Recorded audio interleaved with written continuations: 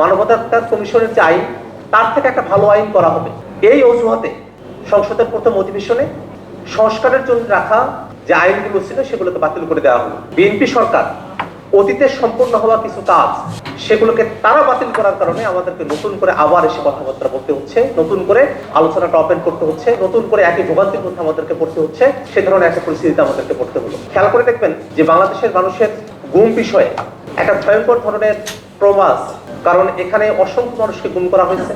অসংখ্য মানুষ তারা যে গুম হয়ে গেছিলেন এসে সাক্ষ্য দিয়েছেন যে তাদের কায়না করে বন্দী করে রাখা হয়েছে। আবার অসংখ্য মানুষ এমন আছেন যারা হয়তো গুম থেকে আর ফিরতেও পারেন। কিন্তু এই যে গুম হয়ে গেল, এই গুমের ঘটনাগুলোতে কোনোভাবেই গুমের ভিকটিম যে পরিবাররা আছে বা গুমের যারা ভিকটিম আছেন সরাসরি, তারা এখানে কোনো ন্যায় বিচার পান না। এই ধরনের একটা পরিস্থিতিতে আমরা দেখেছি অতীতে আওয়ামী লীগের সময়টাতে আমরা যারা আন্দোলন সংগ্রামের সাথে ছিলাম, আমরা সকলে মিলে তখন বলতাম যে বাংলাদেশে গুম একেবারেই বন্ধ হয়ে যেতে হবে। কোনোভাবেই গুমের মতো এমন একটা মানবতা বিরোধী অপরাধ, এটাকে আমরা কোনোভাবেই বাংলাদেশে চলতে দিতে পারি না। তো তেমন একটা লক্ষ্য নিয়েই কিন্তু অন্তর্বর্তীকালীন সরকার গুমের বিষয়ে আইনটা করেছে।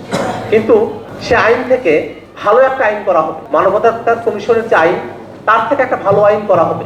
এই অজুহাতে সংসদের প্রথম অধিবেশনে সংস্কারের জন্য রাখা যে আইনগুলো ছিল সেগুলোকে বাতিল করে দেওয়া হলো।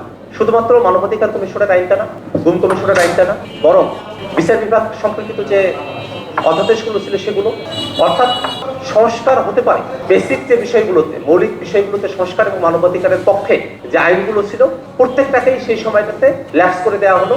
যে 1 মাসের সময়সীমা থাকে সেই সময়সীমার মধ্যে এটাকে আর সংসদে প্রেজেন্ট করে সেটাকে পাশ করানোর কোনো ব্যবস্থা করা হলো না। ওই সময়টা থেকে আমরা সংসদে বলেছিলাম যে আপনারা যে মানবাধিকার কমিশনের অধ্যাদেশটা পাশ করছেন না, গুমের অধ্যাদেশটা পাশ করছেন না, সুপ্রিম কোর্ট সচিবালয়ের অধ্যাদেশ, বিচারপতি নিয়োগের যে অধ্যাদেশ সেগুলো যে পাশ করছেন না, কেন সেটা?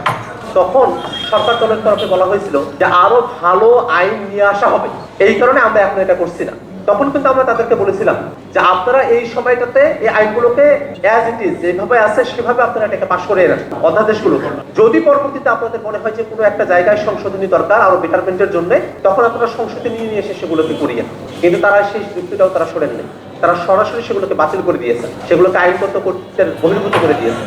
তাদের উদ্দেশ্যই ছিল এটা, যাতে করে তারা তাদের মতো করে আইনগুলোকে তারা নির্ধারণ করতে পারেন, আইনগুলোকে তারা লিখতে পারেন। এবং আমরা তাদের কাছ থেকে সেটাই দেখলাম।